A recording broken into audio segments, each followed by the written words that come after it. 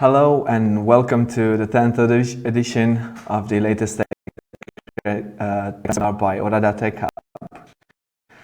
Today I'm like a kid in front of a candy shop because we're talking about something close to my heart, and I think something that will help a lot of us in the community. So today with us we have Georgia and Ben. Yeah, it's a pleasure to have you here, guys, with us. Hi, great to be here. Yeah. Introduce yourselves in a few seconds. Just want to remind the people that are watching us live to go to oradatechhub.ro/live as we do every time and watch the video from there, because they will be able to ask us questions during the presentation, and also you will have to answer a few questions from us. So please make sure you go to oradatechhub.ro/live, where you can watch the live and also interact with us today. Okay, so today we're talking about how to develop and market products to irrational people. So before we jump into the subject, please, Georgia and Ben, if you can say a few words about you. Absolutely.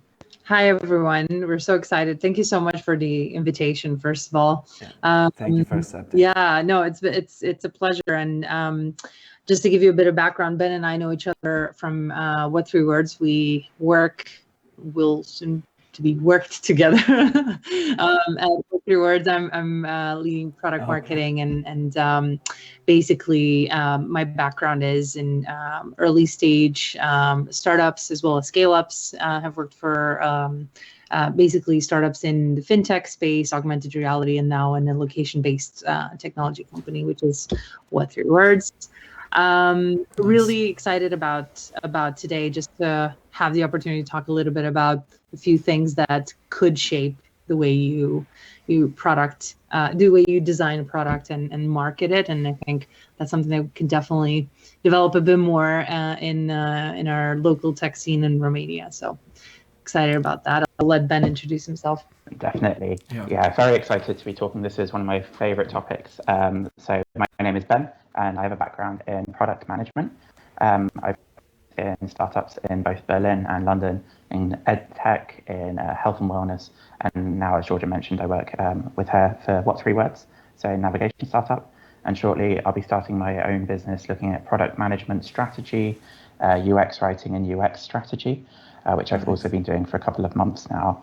And I'm not from a technical background, which means as a product manager, my ethos has always been related to motivational psychology, behavioural economics, which is why this is my absolute favourite topic to talk about. So really happy to be here today. Well, perfect. It's a pleasure for us to have you both here with us. And let's jump into the presentation and see what guys have prepared for us. Awesome. So it's maybe a bit of a confusing title, Creating and Marketing Products for Irrational People. I think when we were coming up with this title, we were a bit worried maybe it sounds a bit rude, because it's not very nice to call someone irrational normally. But actually when we were... But we are. That's the thing, we are. So the only part that was missing from my introduction is I work in product management, UX consultancy, and I'm an irrational person. Georgia, are you also irrational? Definitely, yeah. Well, I confess, guilty. Yeah. Yeah, I think the truth is, if you're not irrational, you're actually a robot in disguise as a human, because this is a universal truth. People are irrational at core. We're not controlled by algorithms. We don't behave in patterns.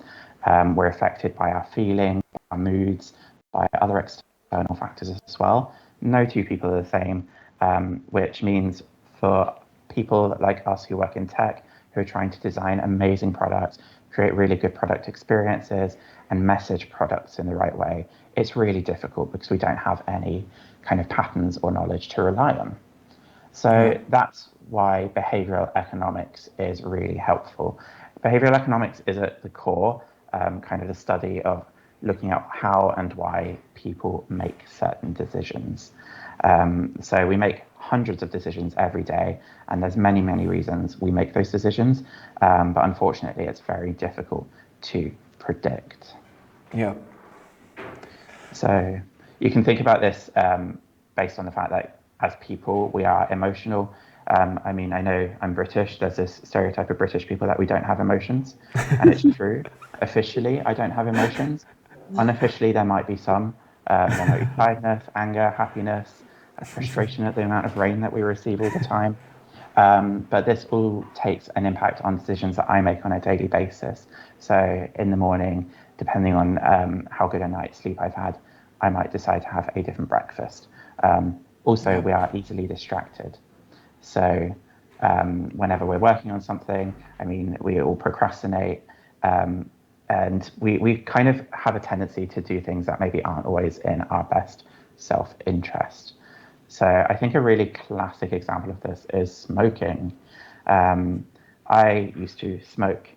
Did I know that smoking was bad for me? Absolutely. Did I want to quit smoking? Absolutely. Did it take me 5 years to actually quit smoking? Also, yes. That's because although I know, okay, in the future that could have some really bad impact, I know how bad it is. I've seen what happens to other smokers. I get an immediate benefit from it. So I immediately feel relaxed. I immediately have something to do. It was also kind of when working, you get to go and have a break and chat with other people, and it was kind of fun. And those kind of potential side effects and consequences were so far in the future that I was doing something, and I think all smokers do this, it's called discounting, where the further away a negative benefit, or not negative benefit, a negative impact is in the future, for example, a health consequence of smoking, the easier it is to say, okay, that's not going to impact me, and the easier it is to continue that self-harming behavior. So that's why, although we all know that smoking is bad for us, people still do it. Yeah. So if we kind of look a bit at behavioural economics in action, I think there are some very classic examples. So we can look at some kind of traditional experiments that have been done. We'll do this just to set the scene a little bit, and then we're going to look really specifically at kind of behavioural economics in a very digital context, looking at a lot of examples from apps, from websites, from startups. But just to zoom out, I don't know how many of you have heard of this experiment. This was done in the UK. I think it's also been done in other countries. Don't know how it is in Romania. So if you get letters from kind of the financial services, or when you have to do tax, what color envelope do you get them in? A brown envelope? It's the white. It's the white envelope. You get them in a white. Here we used to always get them in a brown envelope. Okay.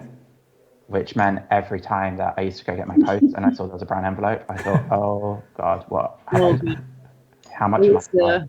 It was blue back in the Netherlands, so yeah, if you saw a blue envelope, you knew that you were in trouble. Something's got, yeah. It's impossible to disguise. I mean, at least brown, there might be other things, but also here the other things were typically bills or also things that I needed to pay. So it's kind of brown envelope, always bad. And they did an experiment with this where they just switched the color of the envelope. So they changed it to being in a white envelope to match the rest of the post. And this found that people were more likely to open the letter in the first place. Of course. It's kind of sneaky. It's kind of like you're not expecting this to be a tax return or from the HMRC, the financial services. But that just shows already on a psychological level, we have such an association with receiving brown envelopes that just by changing the color, you can increase the amount of people opening it and then actually doing their tax return. So that simple color switch was the key to encouraging a beneficial behavior. And they actually went further than this. So our financial services, I think it says a lot about the UK, how much they like to experiment with their population when it comes to taxes. Well, no emotions, right? Exactly. We don't have emotions, so we're fine to be experimented on. But they added kind of these extra sentences to the tax returns as well. Full confession, when I moved to the UK, I've been here for about 2 years because I was living in Germany before. I was on purpose paying my tax late because I wanted to see if these lines were still on all the tax forms, and they were. And I was like, this is so cool. I'm part of an experiment, but oh no, I've paid my tax late. I'm in trouble. So the first line they added was 9 out of 10 people in the UK pay their tax on time. So when they added that, they found out that they saw an increase of 1.5% more people paying their tax on time, which is good. They then went a bit further though and added to the 9 out of 10 people in the UK pay their tax on time. You are one of the few who have not paid us yet. So really, it's kind of that social proof and herding effect. Other people have done this, you have not. Yeah. And that increased the rate by another 3.9%, which is insane. Wow. Yeah, it's a big change. But then they went even further than that. So 9 out of 10 people in the UK pay their tax on time. You are one of the few who have not paid us yet in Camden in London, where I live. So when they put your local area that you lived in specifically, they saw a 6.8% increase in the amount of people paying their tax on time.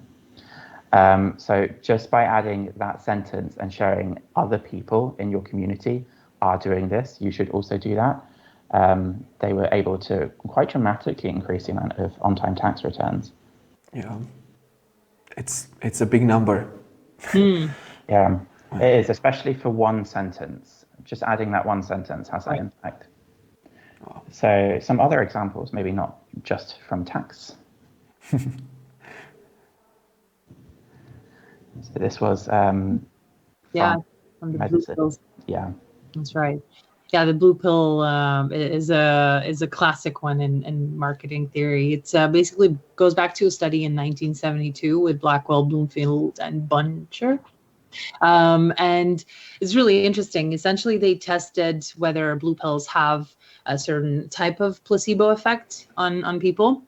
And they noticed that many times the effect was a calming effect, simply because we tend to associate a certain meaning to a different color. So yeah, blue tablets were associated with sedative effects, and pink capsules or pink pills, so to speak, were seen as energizing. So that was a really interesting finding, and that it kind of following that whole color theory bit. The next example that we're going to talk about is Starbucks. It's been one of the highlights of this year in their marketing campaigns, but they essentially in 2020, which has been a year that's anything but pink, they introduced this pink drink that ended up being a social media phenomenon, and they leveraged the powerful network effect on social media with that. It was a really creative way of bringing a powerful brand experience and boosting a lot of that brand awareness on social and beyond. And the fact that they limited the time was obviously kind of leveraged that fear of missing out factor. So created a media frenzy, but interesting timing, specifically for 2020, that both when it comes to Starbucks, but also other brands creating products, also with music, seeing a very positive twist in tone, coloring, and everything that has to do with that. So, yeah, it's a quite an interesting one. Definitely, and I think there's also something here about the fact it was for limited time only as well. Right. Where it's kind of that scarcity effect. As soon as you hear limited time, you think, I've got to go get this right now. And I'm going to go get it every day because it's not going to be there forever. That's totally right. Even though I think we all know that Starbucks will definitely do this drink again in another year. The same they do with their Christmas drinks. Well, those are more predictable. The Christmas and the fall drinks, pumpkin spice effect. Well, McDonald's is doing something like that also. Interesting. Yeah. Every couple 2 months they have a special edition of burgers. There it is. Yeah, definitely. It's the same here, where they do it kind of on a week by week basis. Even I think they've done in the past McDonald's in the UK, where I know last year, for example, or 2 years ago now, they had different burger every week for a different place in the USA. And they really changed it on a week by week basis, and you really did have people going to McDonald's every week so they wouldn't miss out. So that kind of limited time scarcity effect is really powerful. But this is also a good example of behavioral economics. If you use these principles, you can improve things like conversion, you can increase your revenue. It might feel a bit manipulative, but we do have another example of kind of behavioral economics for good, perhaps. So kind of a couple of ways that you can use behavioural economic principles to get people to donate more to charity. So I've linked an article here. When you get the slides, definitely check out the article. There's more methods than I've listed here, but just to highlight a couple of them. So if you want to get people to donate more, the first thing you should do is, rather than saying, okay, if you donate money, you're going to help hundreds of thousands of people or a whole country, that's not very tangible. If you ask them to donate to help one single person, that's going to feel a lot more tangible. If you give that person a name, they're going to be able to relate a lot better to that person as well. I have this, for example. So I adopted a donkey a few months ago. This was something a bit random, but in the pandemic, I was spending a lot of money on Amazon, online shopping, and I thought I should do something for charity. So I adopted a donkey. Here is my donkey. So I got this lovely picture in the post. And rather than adopting to help every donkey it's called the Donkey Sanctuary, I just adopted this one donkey called Xena, and I got a private picture of her. So that worked a lot more powerfully, because I was like, okay, I know precisely I'm helping this one donkey. Second part is inviting people to feel their emotions. I am talking a lot about emotions today for a British person, maybe too much. But there was a study done where, before asking a person to donate to charity, the person asking used the line, I invite you to feel your emotions freely before I ask you what I'm going to ask you. And it's a bit clunky to say that to someone. You could maybe phrase that better. But just by saying to them at the beginning, you can feel your emotions, that's fine, express them, they were more likely to then donate to charity, which is really interesting. The next part is to tie donations to their sense of identity. So a really powerful impact is to say, okay, people who donate to charity, they are givers, they are helpers. So if I want you to donate to a charity, if I come up to you and I say, as such a giving person, as someone who is so helpful in the community, would you like to donate to charity? I've already framed you as someone who does this action. Yeah. So I've already tied that strongly to your identity, whether or not it's true, but that does then increase the likelihood of you following through with that behavior that I've just identified you with. This one's a good one. So actually, they found that people were more likely to donate if you ask them to pay later, but you have to thank them right now. So that's kind of getting an immediate reward. So if I say, would you like to donate to charity tomorrow? You're more likely to say yes. It's that discounting effect, because you're paying money for something in the future. It's kind of like the smoking, the benefit, or I keep saying benefit when I mean the disadvantage. The consequence won't happen for a while, so you discount it. It's easier to do. But I'm going to say thank you now. I'm going to give you that immediate reward. So that makes you more likely then in the future to actually pay, because you've already received a reward for it. Fifth one here is highlighting the impact of your donation. I think this is pretty obvious, but this is, for example, being really concrete. So saying, for example, if you donate £5, €5, that will pay for 2 people to be vaccinated. This one I just wanted to mention because I think I've seen this one used a lot in messaging from charities. So you can see specifically, depending on how much you donate, exactly what the impact is going to have. And again, that just makes your personal impact feel a lot more tangible and clearer, so you are more likely then to donate. The final part, this is my favorite one. Make a person feel a sense of awe or elation, which sounds a bit flimsy. How do you make someone feel awe or elation? This comes from an experiment where people asking for donations to charity kind of asked in different places within a city. And one of the places was on this street with really tall trees. And before they asked people to donate to charity, they made them look up, and they said, look up at these trees, really tall trees. And kind of, as people, when we see something really tall, we think, wow, that's amazing. And we feel a sense of awe. So when they asked people to look at these really tall trees and feel a sense of awe, they were actually more likely to donate, which is really interesting. So looking at a tree doesn't have anything to do with whether or not you donate to charity, surely. But it's because you've already framed them in that kind of feeling of awe or elation. And you've encouraged that kind of next behavior. So if you haven't got tall trees nearby, you can kind of find other ways to inspire a feeling of awe or elation. Look at the sky. Yeah, exactly. Look at the sky. Do you want to donate to charity? So yeah, just a couple of more examples there of behavioral economics in action. So that's where we've kind of looked at these traditional examples, but what if we can take inspiration from different behavioral economic principles to actually improve the way we make digital products, to improve the way we make websites and apps, and improve the way we market these to our target audiences as well. So that's where we want to take a look at a couple of different principles and a couple of examples directly from a digital context. So the first thing to say here are there's hundreds of examples of behavioral economic principles. I totally encourage you to go read about them. We've included a couple of really good book recommendations at the end of this as well.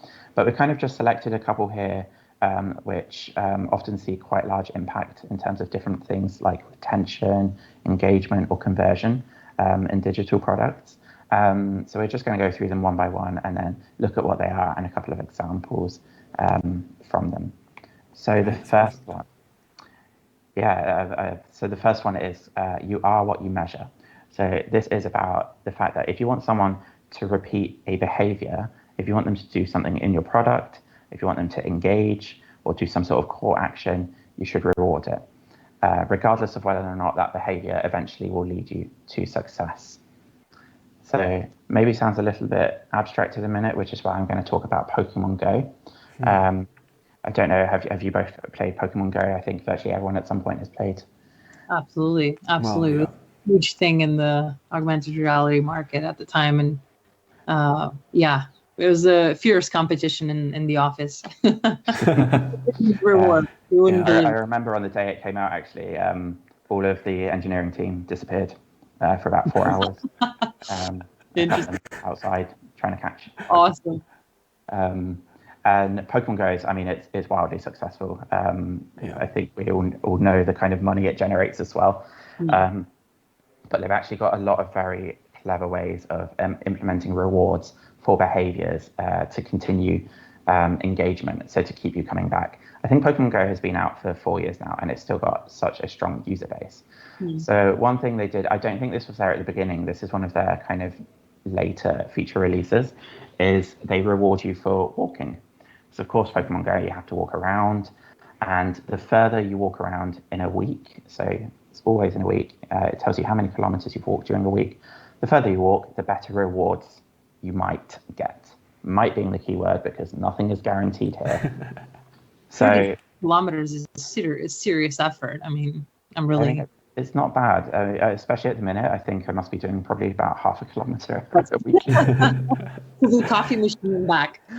Exactly, from bed to the table, and that's it. They are endorsing good behavior. Yeah, I mean, what's also really good with this example is they're rewarding you for a behavior that's actually going to benefit your health, which just increases the amount of motivation you have to actually complete these tasks. What they also do, though, together with these rewards, they're not just going to show you how far you've walked, they're going to show you other statistics. So when you walk around, you hatch eggs, they're going to tell you how many eggs you've hatched during that week. They're going to tell you how much candy you found, because I think that's how you interact with the Pokemon in the game. Yeah. That's right. And they're also going to tell you how many steps you've walked, it's kind of secondary metric to the kilometers, and how many calories you've burnt as well, because they know that kind of health is a massive motivation for doing this as well.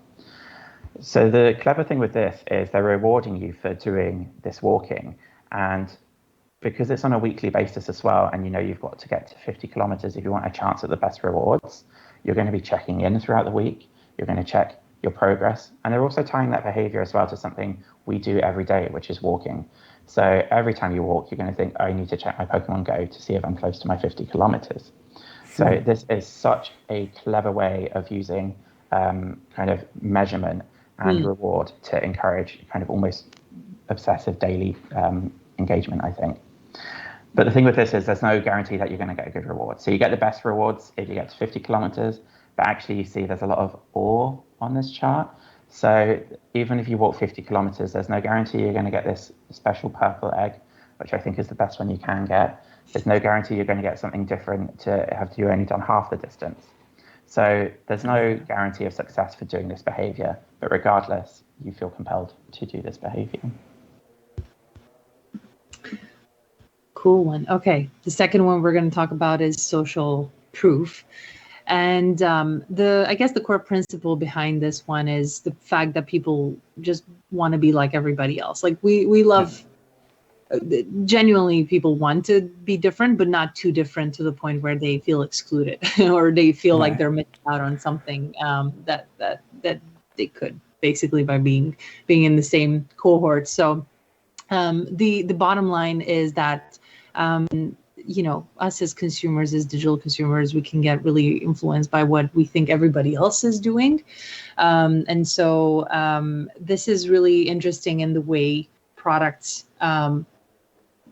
kind of land their messaging, and the way products are being designed to mirror the type of audience that consumers or users feel like they're part of. So the example we chose for this one is for Headspace, which is a very popular meditation app. They've been doing tremendous stuff. Tremendous stuff. It sounds like really interesting partnerships as well, and a really well integrated product. But it's interesting to see from a marketing perspective how they tapped into different personas and people who are potentially, or they don't really fit our ideal profile of a meditation person type of thing. So in this case, they went with a father who's a father of 2 teenage girls and probably is also into sports. Not necessarily the type of person you'd see or you'd imagine using Headspace, but it's actually using this kind of imagery that can attract a whole new cohort of users into your app or into your product. And the same with this lovely little kiddo that says, I meditate to get buckets. And Ben was making a comment earlier that it doesn't really look like a basketball player per se. He's just a kid, Ben. Don't be too harsh. But he's appealing. They're appealing to a younger audience and a male audience as well, potentially. And it just goes to show that in order to open different pockets, different audiences, it's really good to play along those lines and try to mirror the people that you would like to ideally attract into your product. So essentially, let people feel like they're being mirrored. It's like somebody else who's similar to them is actually using the same product. Exactly. If it works for them, it can work for me as well. That's right. Yeah. Cool. And so we're going to do a little quiz. It's time for a little quiz. Okay. So to loosen up.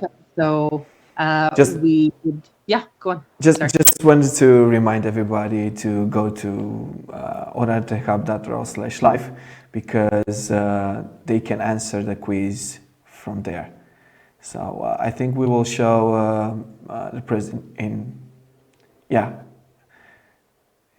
well, let's show the poll. Yeah.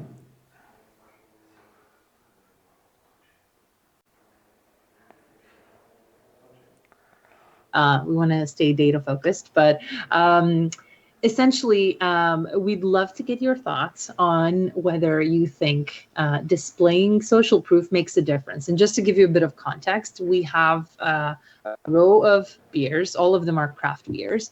And on one of them, the owner of the pub displayed a little tab or a little thing that says it's a best-selling beer, or it's something that's promoted by X.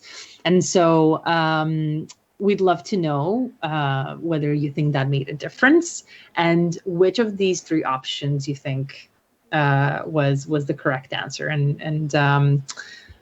we'd love to hear from you. Laurentiu, if you have a lucky guess before we reveal our answer. Well, I'm afraid I've seen this. You already know it? Damn it.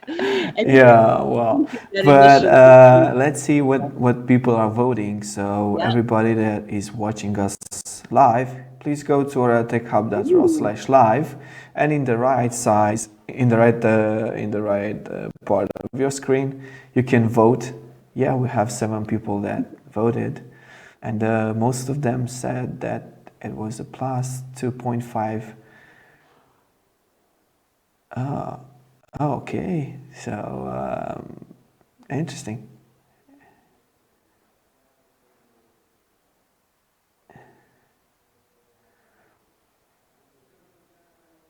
Ben was mentioning earlier, pubs being very popular in the UK, surprise. You cannot literally go into a pub now and not see that best-selling a little bit. So, or if you ask for a certain beer or a certain drink, you would be offered the best-selling version, or kind of the person who's serving would mention that. So yeah, it was a really interesting one to just leverage and pivot on that social proof aspect, that if other people liked it, then surely there's got to be a reason to like it. So I should probably try it as well before I start experimenting with something else. Yeah. So I just asked my colleagues to put on the screen what Ben is sharing, so people can see the right answer. Yeah. So, there it is. And most of you right, which is brilliant. It's 2.5 times increase in sales, which is fabulous. And it's for something very simple, no massive marketing spend, but it's as simple as that. Yeah. Yeah. So let's move to the next. Yeah. We'll move to the next one. This is an example that's quite interesting. We have quite a few comparison sites in the UK. I'm sure there's a few in Romania and across Europe, actually. But if I remember correctly, and Ben, please feel free to chip in, compare the Meerkat.com is quite a popular one. I know they have insurance products. They have a couple of other things to help you shop for the best option for you. So the question for you guys is whether you think having a meerkat or a really funny character as part of your branding actually helped boost awareness, and by how much. And yeah, we're looking forward to hearing your answer on this one. It'd be great to see if you have any lucky guesses. It's interesting with these kind of websites in the UK, because we often have really strange characters with all of them. That's right. We've got the meerkats. For Go Compare, there's an opera singer. Yeah. Money Supermarket, there's businessmen wearing really short shorts and high heels. Yeah, and just very zen. Yeah, it's very odd. Constant battle to build that distinction in people's minds. Yeah. Cool. I think we have some of the answers in. Yep. Let's show the correct one. Yeah. And this was a massive success. It's a massive success. 80% increase in awareness. Not only that, but they actually achieved 1 year objectives in the span of 9 weeks, which was absolutely amazing. Needless to say that their marketing campaigns still go until this very day. The little guy's name is, I think, Igor or something like that. It's hilarious. I totally encourage you to check it out on YouTube. He's got there's even books, and children's books, and toys and merchandise. It's mad. It's madness, and it's triggered this massive content reel. But just to kind of go back to say that distinctiveness is so pivotal to making sure that you boost that awareness and people know about your product. It's as simple as that. And then the last example, or the last question of this little quiz is kind of goes back to 2010 when Steve Jobs introduced a famous iPad. And in his presentation, he mentioned that the starting price is $999, but because they're very keen to get one in, to get this product in everyone's houses, they said, you know what, this is going to be $499, special price for you. So the question is, how many do you think they sold in the first day of trading? And we're really keen to hear your answers on this one as well. I hope I didn't accidentally show the answer too quickly. No, I haven't seen it yet. Okay, good. It seems like we have a few answers in. We'll give you one more second, but take a wild guess. You'll probably be surprised by the answer. Let's take a look then at the real answer. Well, yeah. The 300,000 iPads in the first day. But in total, because that's a little catch there. I put 1.5 million. I bet some of you clicked on that, but it was a catch. It was a behavioral economics catch. But indeed, a massive amount in 1 year. So 15 million. And obviously, it's still a wildly successful product. So That's the end of our little quiz. Thank you so much for answering. If you're at any point and want to be a millionaire, we're more than glad to answer your call. If you want to call a friend, thank you so much. But yeah, we'll just move on from that one. Yeah, I just want to remind people, if they have any questions, they can use the same widget on Slido where they voted to ask us questions. If they have any question, they can ask us during the presentation, and at the end we'll see if we have enough time, we'll answer them. Sounds good. Perfect. Awesome. So we'll continue then going through our principles and looking at some examples of these. So now that we're all millionaires, now that we all know how to sell a lot of beer, different types of insurance, and iPads, the next example of a principle is the scarcity mindset. So this I mentioned earlier with the kind of limited time drinks, but this is when people lack a certain resource, when they lack the time to buy something, they are more likely to focus on getting it. And not only that, they're going to assign a higher value to it as well. So with the Starbucks example, that might be when they can only get the special pink drink for a limited time, they might try and get that drink more often. They're also probably going to be willing to pay more for it because they're aware that it's in scarce supply. So a classic example of this, and I'm sure all of us have inboxes filled with messages like this, is you see this in kind of emails. So as soon as you sign up for a service, a freemium service, you're going to get bombarded with these kinds of messages, special offers, sign up now, convert to a premium user, and you're going to get a very special offer, and it's always going to end tonight or tomorrow, or I even had one in 5 minutes, which I thought was really harsh. But the thing with these offers is they are making time scarce. So as the consumer, time is then my scarce resource to get this discount. And there's that feeling, if I miss this, I'm not going to get this again. So it really increases the likelihood of a user actually deciding, okay, I need to buy, and I need to buy right now. So not only converting them and speeding up their purchase decision, but also making them do it really quickly. The caveat to this, though, is not to do it too often. So there are definitely some products where I get this kind of special offer every day. You know Udemy? Have you ever done a course with Udemy? Well, yeah, I'm familiar with it. Yeah, Udemy is a really good example of this because Udemy, the courses on there typically, in the UK at least, they cost around £200, maybe a bit more. And I think I've never paid that much for a course on Udemy because they constantly have special offers and sales to the extent where I know if I want a course, I just have to wait a couple of days and there will be a sale where I can get it for £10, so 5% of the price. So that's where if you do it too often, it's going to kind of dilute the effect, and it's not really going to increase the likelihood of people converting because they think they can just wait for the next sale or the next discount. Another example of this is Bumble. So I am not a fan of online dating apps, but I did use Bumble when I moved to London 2 years ago because Bumble claims that you can make friends, which I don't believe, having used it. But I tried it out anyway. And the friendship feature works exactly identically to their relationship feature. Okay. And you swipe depending on whether you like people. And if you really, really, really like someone, you can do this thing called a super swipe. And when you're a free user, you get a very limited amount. I think you only get 3 super swipes. I think they changed the number quite a lot because they do experiment with this feature a lot. So they've given you a scarce resource to begin with. You have a very limited amount of super swipes.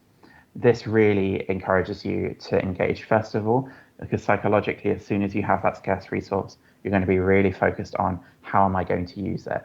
And you're probably going to swipe more. You're going to keep trying to find people that are worthy of using your limited super swipes on. I know I did this for looking for friends in London. I thought, I've only got 3. I need to find the 3 best people. And before I knew it, I'd gone through everyone in London and I hadn't got any friends. So made me engage a lot more, but also made me realize I'm too picky when it comes to choosing friends on an app. The other side of this, in addition to increasing engagement, was that it increased conversion. Because, of course, if you pay for a Bumble subscription, for Bumble Premium, you then get given more super swipes to use. So it's a really good example of using that idea of scarcity to improve 2 different core factors. Cool, so this is the next one with Georgia. one thing that you really need to know about the Brits is that they take the cutting grass really seriously. So you might hear a little bit of background noise, but just the realities of lockdown, and they started cutting the grass right outside of the apartment. So apologies if you hear any a bit of buzzing. Spring. Gosh. Yeah.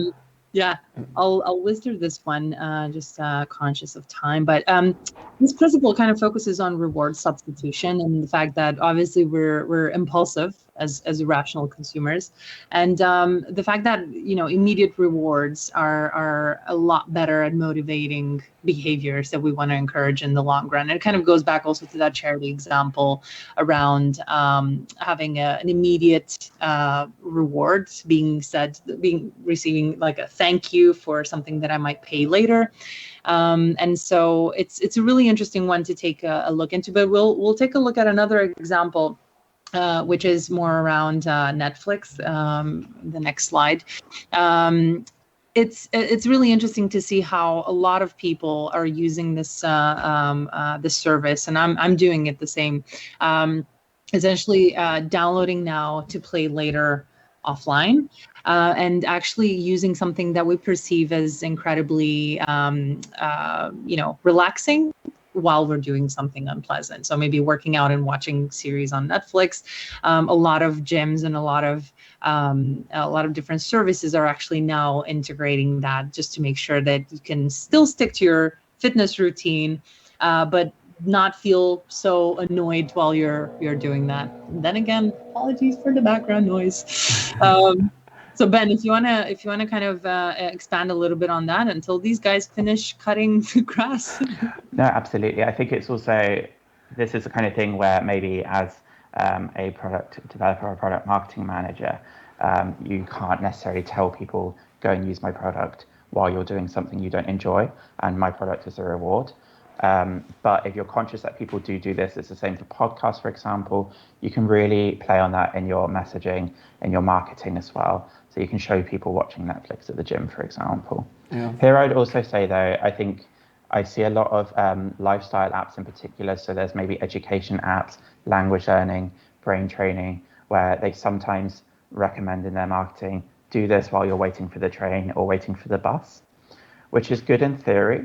But given that there's investment and effort to be put in there, I'm not sure if that kind of product could be classified as something I enjoy, purely because it's something to put effort into. So that's where when I see these kinds of campaigns going on for these kinds of products, I'm not quite sure if this is the right technique for them to be using when it comes to messaging. Right. Because it's kind of not an immediate reward. It's something they have to put effort into while also doing the unpleasant thing, which is waiting for a train or a bus. Right. Yeah. Cool.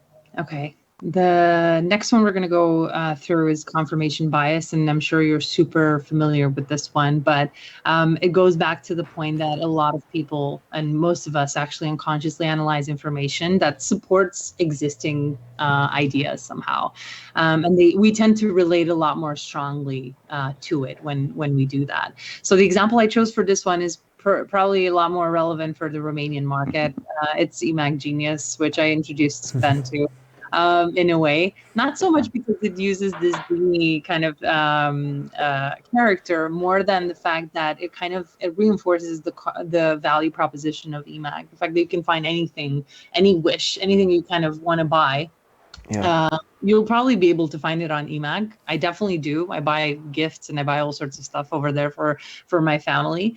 And it's interesting how they kind of leverage this confirmation bias and the fact that, yes, we have everything you need. And they use that as a basis of selling an add-on service. So they're monetizing on top of the normal sales. They're also monetizing the quick delivery aspect and other benefits that kind of go into opting in for eMag Genius. So yeah, I think it's a really clever play on confirmation bias. Ben had a really interesting point on this when we were discussing about it yesterday, that this type of messaging wouldn't work for a retailer that is not market lead or that is not, hasn't proven itself in the market. Yeah. So it's very interesting how they framed it at the point where they could actually make the claim and it actually was believable. And it definitely is. Yeah. Good observation. Awesome. Right. And then moving on from genies to anchoring.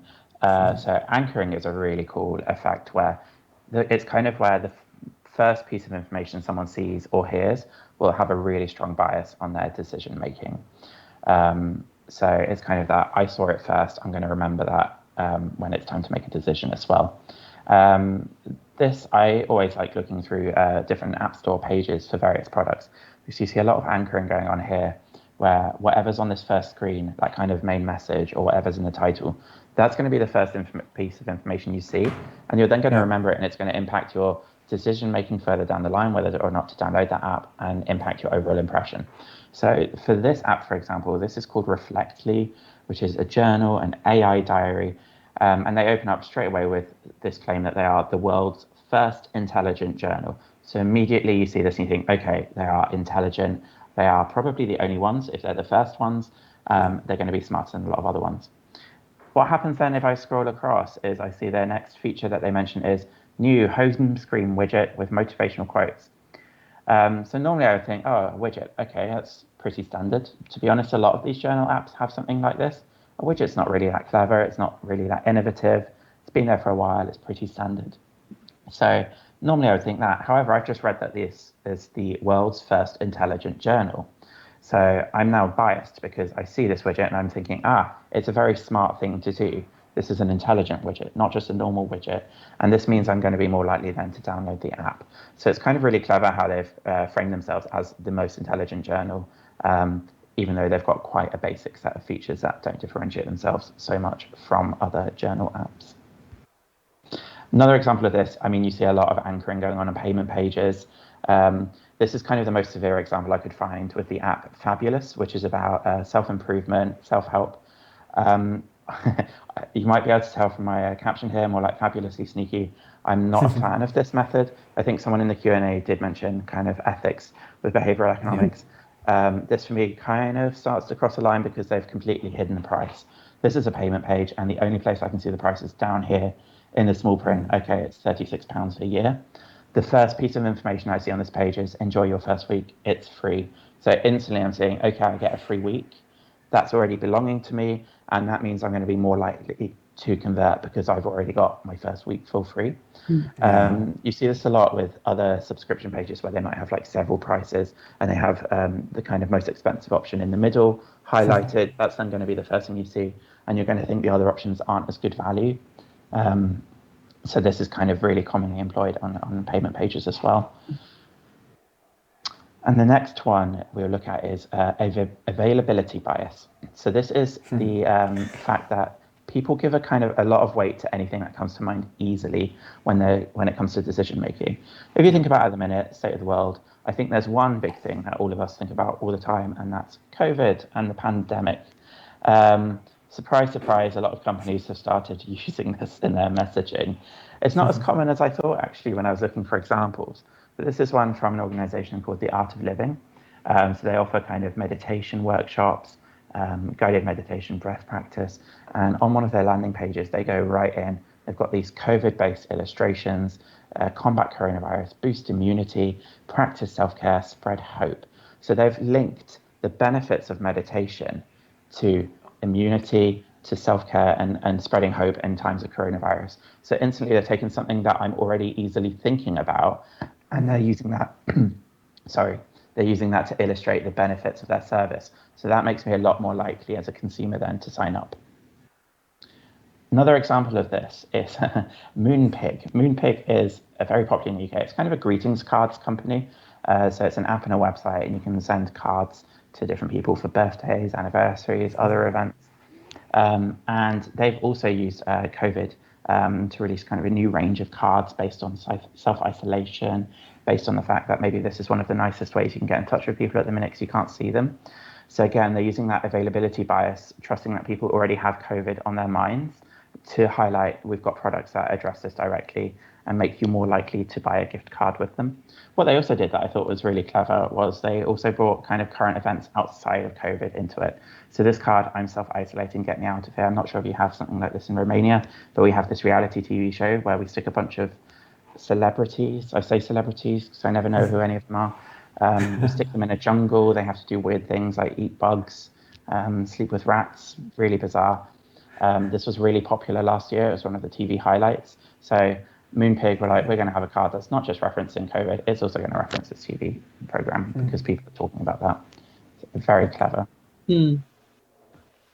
Cool. We'll whiz through these other two. The other one we wanted to mention is the endowment effect and the fact that people always overvalue what they own. We have a fun example with this one. I'm not sure how many of you have used Clubhouse before, but as you probably know, you get a limited amount of invites. Not a lot of people have access to it. Now it's obviously opening up, but it's interesting how they managed to, in a really short time frame, they managed to amass like something like 10 million users and bring it up to a valuation of 1 billion. And it's other than FOMO, it's definitely that aspect of feeling like you're part of the in crowd and only if you're cool. And so on the next slide, we have a bit of an example where it shows you kind of that aspect of having a limited amount of invites. It almost triggers a behavior where you want to use it as a social bargaining thing. So, oh, do you want an invite? Can I get you in? I made you, I did you a favor. So it's a really one, and just encouraging a lot of people to join the platform. It's a really interesting way of leveraging user acquisition. And then the other principle we wanted to briefly touch on is herding, and the fact that, as Ben mentioned, we're all sheep, and we're all irrational people, and we tend to do what other people are doing. So we love to see people who look like us and see that mirror, but we also mimic each other's behaviors, and that's why obviously influencers are a thing. And one of the examples here was around Peak, kind of leveraging that fear of missing out, showing how many people actually became premium subscribers on one of their checkout pages, and triggering that feeling of, oh, I'm probably missing out on a good offer. So many people playing it at the moment. And it just increases that sense of FOMO, as we call it. And obviously the result is a significant increase in number of users converting to a premium plan. That's something that you can totally leverage if you feel comfortable doing that with your product. Yeah, absolutely. It's like, I need to be part of that group because there's so many people in that group already, so I'm going to follow them. And our final principle for today is one called goal gradient. So I know we're going through these quite quickly. Goal gradient basically is this idea that the closer you get to achieving a goal, the faster you're going to make progress towards it. So when you're 95% of the way there, you're going to do that final 5% really quickly. And a classic example of this is loyalty programs. So if you download the Starbucks app, you want to get your special pink drink. They have a kind of digital loyalty card where it's this coffee cup and it fills up with stars. So every time you make a purchase, you get stars. And they do this thing where, firstly, one drink isn't worth 1 star, because when I saw this, I thought, okay, I need to get 180 coffees to get 1 coffee free. What is that? That's a ripoff. But actually, when you buy a coffee, you get like 12 or 15 stars, depending on how much it costs. So it already brings you closer to that goal in your mind. And you can see here, this person has 164 stars, but the coffee cup looks almost full. It's missing like 1 star. So yeah, exactly. It's like the fact you're close, you're then going to want to get your free coffee faster. So you're probably going to go to Starbucks a bit sooner so you can claim your reward. Even though practically it doesn't matter when you get your free coffee. A free coffee is still a free coffee. But the fact you're close and this coffee cup looks nearly full, you're going to want to complete that goal. So overall, with these different examples, we've seen kind of how they can improve engagement, how they can improve retention in different ways, and conversion as well. So if you want to use behavioral economics in your own product development and in your marketing, the best thing to do really is to pick your focus at the beginning, pick one engagement factor you want to improve, or do you want to do short-term, long-term engagement or conversion, and then have a look at for a relevant principle. So some of these principles have been more kind of based or to generally have more impact on conversion. Some might be more suitable for engagement, but you can pick a principle where you think, I think I could use that for my product. Then have a think, have a brainstorm, come up with different ideas of ways you can use this principle as inspiration to improve your chosen focus. And then once you've done that, experiment, A/B test, see if it actually does work. do user testing to get that qualitative feedback as well, and kind of start to see the impact as well. So we've got some really good books to recommend here. There's tons of books on behavioral economics. There's loads of websites about it as well. These are a couple of our favorites. I think Nudge is super in fashion at the minute. I feel like everyone is reading Nudge. That's right. But pretty much all of these have really good examples as well, also from a digital context. And that's it from us. That was kind of a whistle-stop tour super quickly through a couple of behavioral economics principles. It feels like we went through so many different ones. So hope you were, hope you enjoyed. Hope it was helpful. But obviously, we're happy to answer any questions that you may have. And thank you so much. Well, thank you very much for all the info you share with us.